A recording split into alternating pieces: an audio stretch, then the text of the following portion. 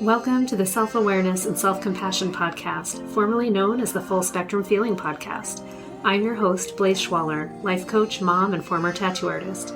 I help people heal their past, speak their truth, and love the lives that they're living now. Join me here every week for conversations on how to live an imperfect but fully engaged life that embraces all the feels so that you can stretch into your best life while enjoying the you that's here right now.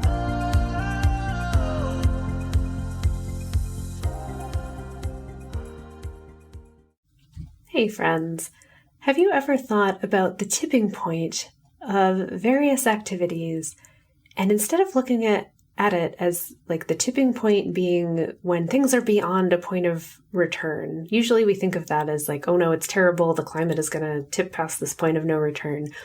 But have you ever thought about it as a tipping point of positive returns? Like you've put so much good effort and love and thoughts and just experiences and value into something that there hits a tipping point where great things start to happen and it snowballs. I've been contemplating this a lot lately because I've found it to be true.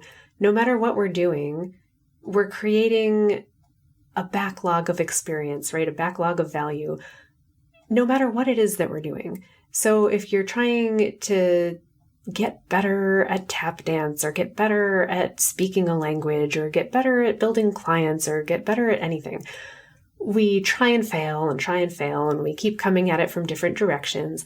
And often, because we're human, we notice our failures, right? We notice where we came up short and we stress about it and we think about it and we get sad about it and depressed and whatever.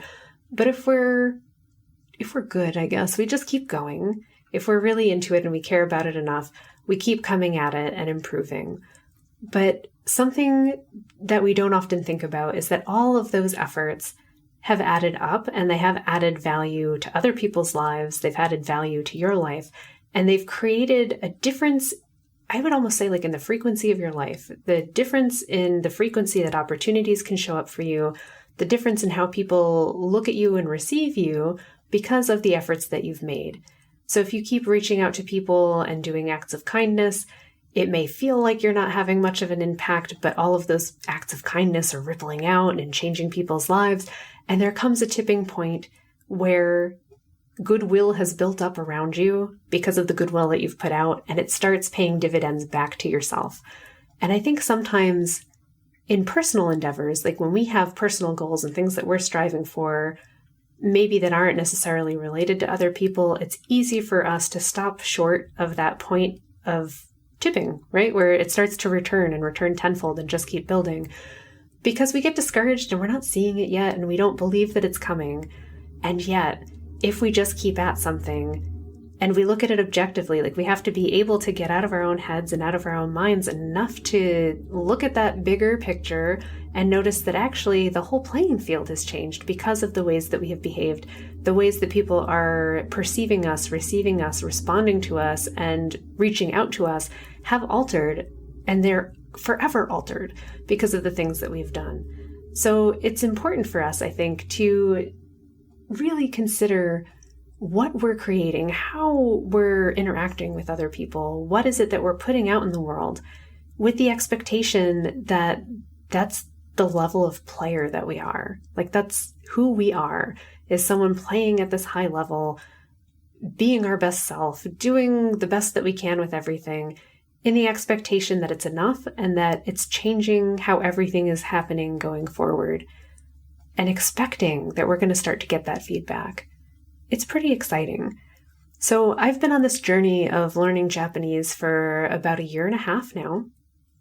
And I feel in the moment, whenever I'm in a little Japanese lesson on my Duolingo, like I really suck at Japanese and I don't know anything. And someone would ask me a question and be like, will you say something in Japanese? And I can't think of anything. Like my mind goes blank. I'm like, oh God. And yet, within those lessons, if I actually swoop back and do larger picture, 1 year ago, easily I knew like 200, 500, 1,000 words less than I know now. I might not know them well, but I certainly recognize a lot more. And then something really cool happened in the last couple of months is I guess I've logged in enough and I've reached a high enough level that they said, hey, we're going to take off the English translations for you. So you're not going to have the English giving you the sounds anymore. You're just going to see the Japanese characters for these sounds, and you're going to have to read them that way and hear it that way. Like you have to hear the sound and like look at that and not have the cheat sheet, right, of the English interpretation. And for the first week or so, I was like, oh my goodness, this is so hard. It was so hard. And then it wasn't. And it surprised me because there was a tipping point, just like I've been talking about, where after a couple of weeks of that, I realized I'm not slowing down. I'm actually doing just fine. It was like having training wheels and they took them off and it was bumpy for a few weeks, and now I'm doing okay. I'm not great. I still need to look things up. I still have to like ask for help or listen to it a few times.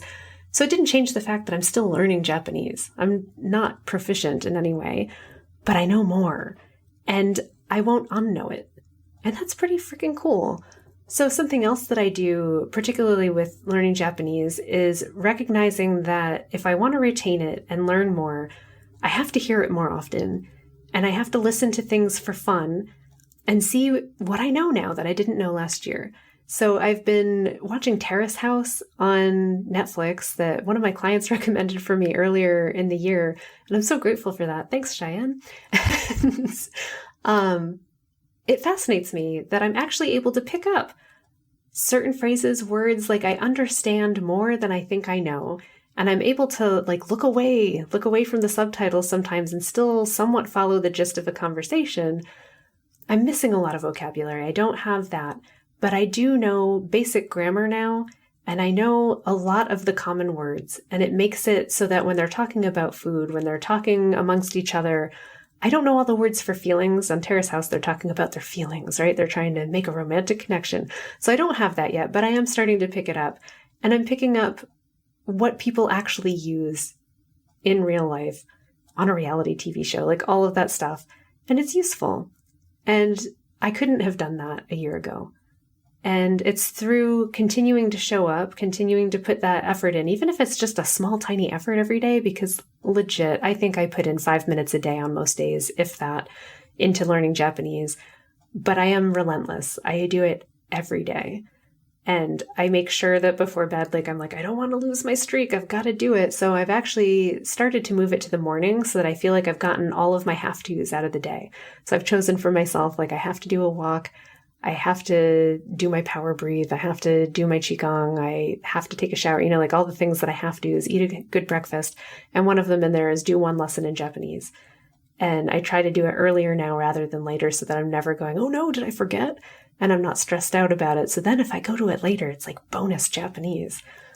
But it is very cool how very small actions, it doesn't take a lot to build up over time and create that moment where you realize whoa, I actually have a handle on something way more than I did a week ago, 2 months ago, 6 months ago, a year ago, 5 years ago.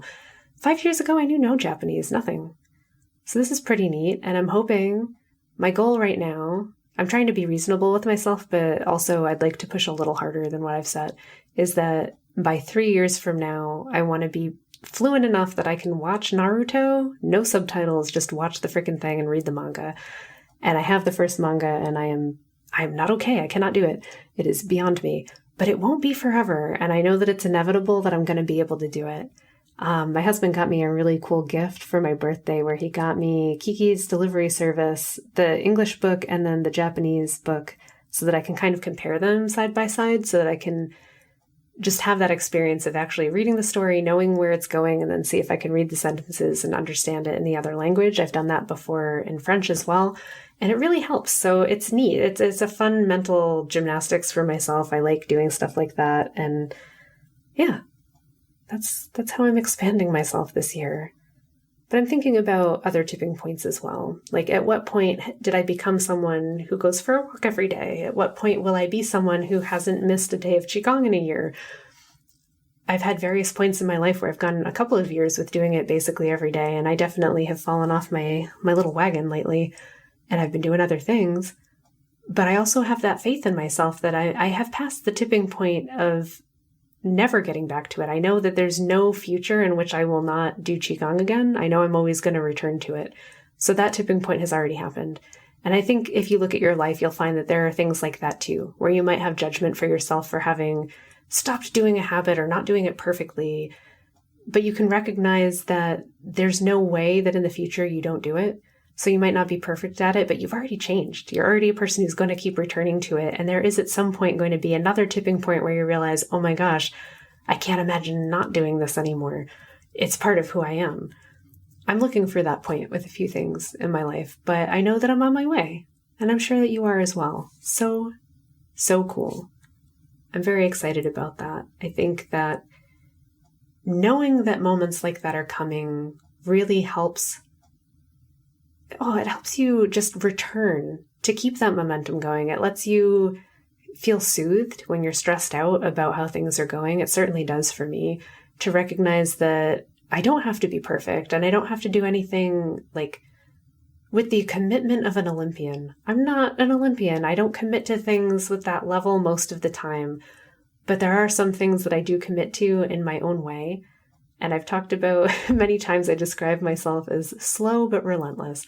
I always have a very tenacious pace in my life of how I'm going to acquire new skills or continue to fold new things in. And I try to do it at a slower but very steady pace that I can keep up kind of forever. I like to be more of an endurance athlete in that way, where I'm like, if I could do this every day, it's something that I probably will do. Even if I miss a few days, I know I can come back to it. If it's something that takes a sincere amount of effort that's hard for me to do every day, I know that I tend to fail on those, like trying to get workout routines that are 15, 20 minutes long, high intensity workouts. It doesn't seem to be my speed. I've tried it. I actually have in my head this fantasy that I'm going to try again and get back into my weights this year. And I might.